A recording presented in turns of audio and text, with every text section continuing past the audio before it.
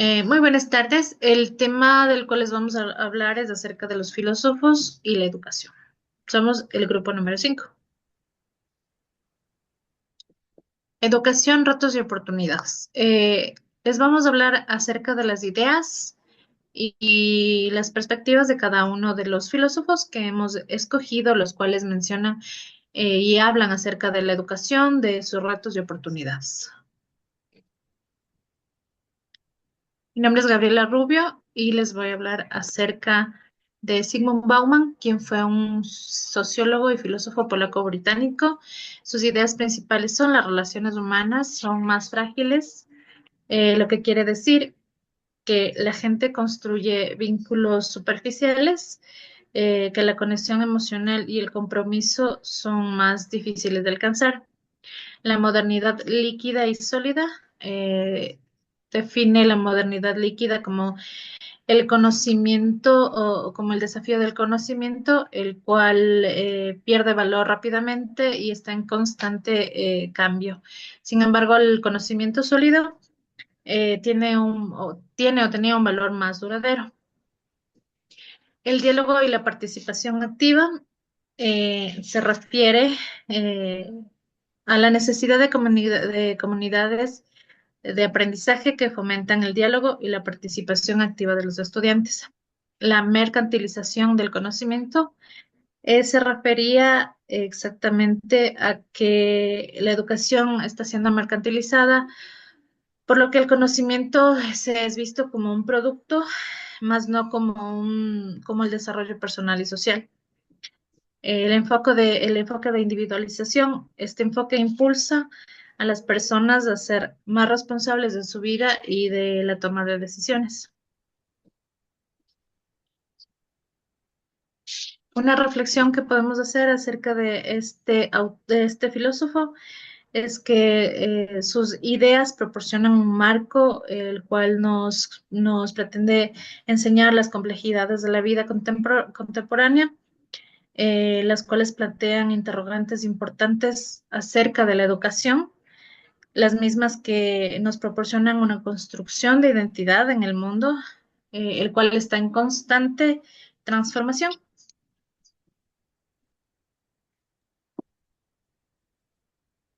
Buenas tardes, yo le voy a hablar acerca de Paulo Freire. Él es un pedagogo visionario. Paulo Freire fue un pedagogo visionario que defendía un enfoque educativo liberador, donde los estudiantes se empoderaban así en un pensamiento crítico. También él habla de un enfoque educativo liberador. El diálogo liberador es el diálogo que se da de ida y vuelta entre el estudiante y el profesor. Mientras se educa, debe existir un diálogo en el proceso educativo. También habla que para Freire los hombres no se hacen en el silencio, sino en la palabra, en el trabajo, en la acción y en la reflexión. Freire también argumenta la educación tradicional a menudo refuerza las desigualdades sociales al tratar a los estudiantes como recipientes pasivos que solo adquieren conocimientos, pero no llegan a la participación activa en el aprendizaje. El legado. Su legado dejó una profunda huella en el cambio de la educación a nivel mundial, ya que su trabajo el más influyente fue la pedagogía del oprimido. El objetivo de esta pedagogía es que exista una transformación social, esperando que el estudiante utilice sus conocimientos de una manera más crítica y que pueda participar activamente en su aprendizaje para así poder crear una sociedad más justa. El pedagogo más significante. Fue uno de los pedagogos más significantes del siglo XX. Siempre se preocupó de los hombres y de las mujeres que no podían leer ni escribir, ya que ellos no podían construir un mundo de signos escritos y con ellos no podían ellos acceder al conocimiento. Y el conocimiento no se transmite. Para Freire, el conocimiento no se transmite, sino se construye. Siempre él promovió una educación humanista que buscaba la integración del individuo.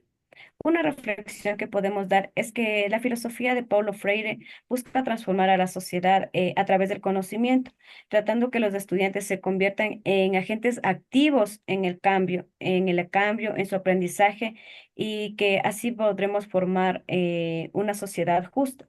Una frase que él siempre dijo es que enseñar no es transmitir un conocimiento, sino que es crear posibilidades para su propia construcción. Gracias.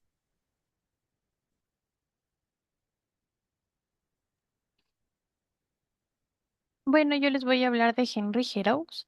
Es un estadounidense reconocido como uno de los teóricos fundadores de la pedagogía crítica. Como idea principal, la educación como resistencia nos hace mención de que las escuelas no deben ser solo espacios de obediencia, sino lugares donde los estudiantes desarrollen una conciencia crítica.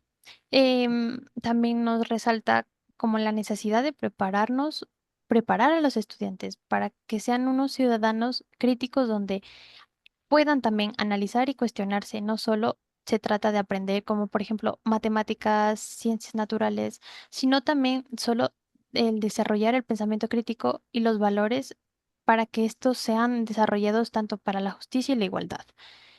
Además, también Heroes critica el impacto del neoliberalismo y de la globalización en la educación, señalándolo como que se convertirá en un negocio en el cual beneficia a unos pocos y limita el acceso de muchos.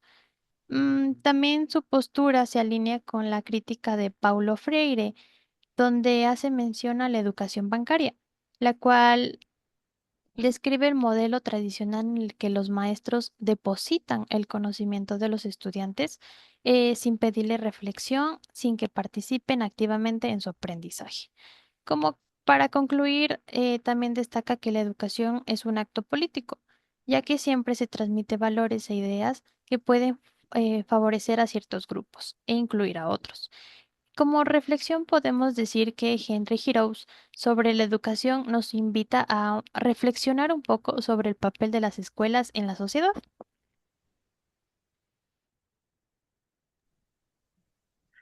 Buenas noches, yo les voy a hablar sobre Michael Foucault.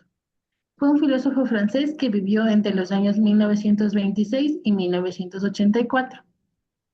Entre las ideas que podemos destacar de él es un enfoque crítico y genealógico.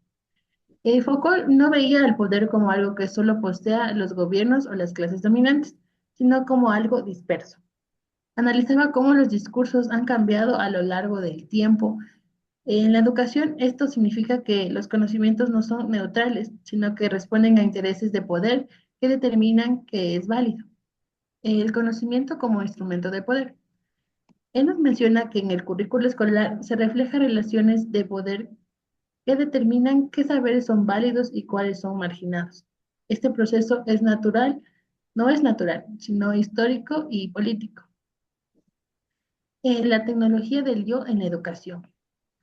Él nos decía que los sistemas educativos no se controlan externamente a los individuos, sino que promueven formas de autodisciplina donde cada estudiante se convierte en su propio vigilante. Educación y biopolítica. La obsesión por el rendimiento y la optimización reduce la complejidad educativa a indicadores cuantificables. Resistir esta racionalidad técnica implica recuperar dimensiones éticas, estéticas y políticas. La reflexión. Lo fascinante del pensamiento de Foucault es que no nos conduce al pensamiento paralizante. Al contrario, él hace visibles estos mecanismos de poder, abre la posibilidad de resistencia y transformación. Su concepto de prácticas de libertad sugiere que incluso dentro de las instituciones más rígidas siempre existen posibilidades para la creatividad y la subversión.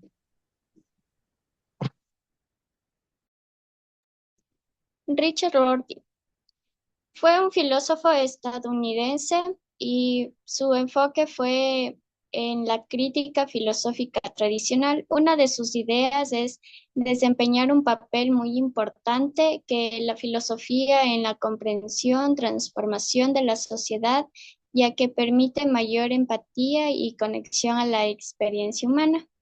También define que la verdad no es una correspondencia con la realidad, sino lo que funciona en práctica y genera consenso en una comunidad.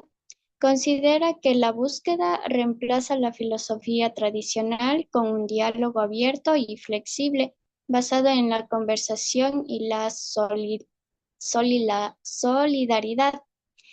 En reflexión, ofrece una perspectiva valiosa para la educación contemporánea hacia el desarrollo de las habilidades prácticas y resolución de problemas, permitiendo a los estudiantes adaptarse a desafíos y ser de mayor eficacia.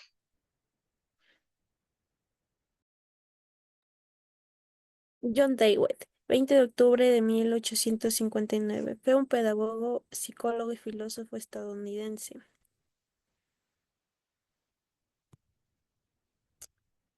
Este enfoque destaca la importancia de cultivar habilidades sociales y cívicas en educación. En un mundo cada vez más polarizado, una educación donde promueve el diálogo y la colaboración que puede ser más fundamental para la cohesión social. Ya, donde ayuda a fomentar la reflexión en la educación, puede empoderar a los estudiantes a convertirse en pensadores críticos y quienes no lo aceptan la información, sino que también lo analizan y utilizan para tomar unas decisiones que ya vienen más informadas en su vida personal y profesional. La calidad y el ambiente educativo y su capacidad para inspirar la curiosidad y el aprendizaje son muy cruciales, donde esto sugiere que los educadores deben trabajar para crear espacios que sean inclusivos, estimulantes y que fomenten la exploración. En conclusión, la educación en el siglo XXI se enfrenta a varios retos que tienen que superar con los constantes cambios de adaptación sociales, culturales, económicas y políticas para brindar una educación de calidad equitativa y significativa.